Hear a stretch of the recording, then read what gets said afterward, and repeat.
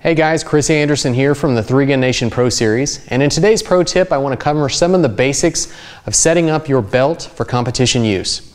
If you're just getting started, it's really easy to jump online and just start ordering gear, but how you use it is going to be just as important as what you use. So here's some of the things that I focus on when I'm getting geared up to compete. The first aspect of setting up your belt is going to involve properly preparing for the course of fire at hand. Many people ask me how much additional ammunition I like to carry. And to answer that, I always try and make sure that I have enough ammo on my belt to complete the course of fire without what's in my guns. That means that everything in my guns is extra, and in the event of some sort of catastrophe, I'm not going to compound that catastrophe by running out of ammo and not being able to finish the stage. So when you're choosing a number of shell caddies or magazines, make sure you've allowed for enough ammo for the entire stage on your belt. Once you've determined how much ammo you're going to need, the next step is going to be deciding where to put it. In other words, you need to prioritize its placement on your belt, so the highest priority stuff is going to be easily accessed first. For instance, if I have a stage that requires that I load 8 shotgun shells, I'm going to allot the ideal spot on my belt for those shells so that I can get at them as quickly and smoothly as possible.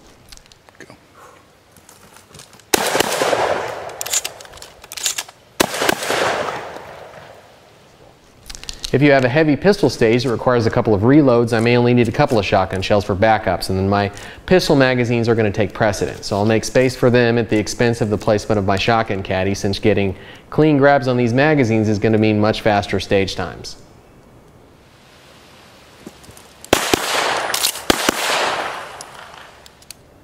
One of the biggest keys to those faster stage times is going to be consistency. It's pretty often lost on new shooters just how important it is to be as consistent as possible when you put items on your belt.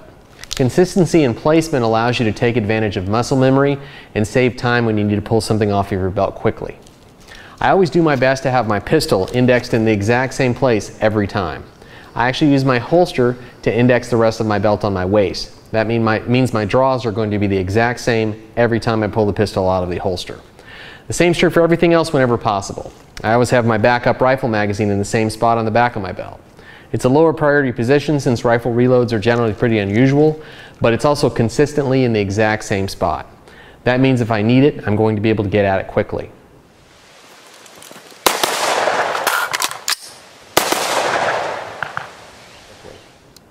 If you shoot action pistol or USPSA, do your best to place your pistol magazines in the same manner you do whenever you shoot pistol matches. That way you get some free cross-training for both sports when you're shooting either one.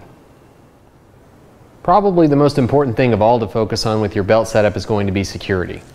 I'm using a Blade Tech belt here, which is a common inner-outer Velcro style belt, and when using these style belts, it's very important to make sure that you have some form of secondary retention.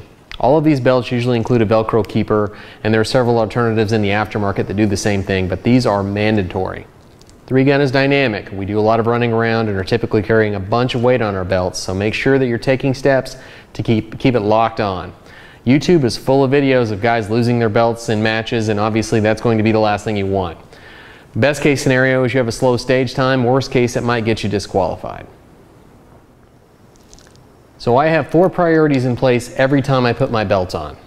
Plan my stage accordingly, prioritize my placement, stay consistent with that placement whenever possible, and always keep my gear secure. If you can do all of those things, that's going to result in consistency, and consistency means faster stage times.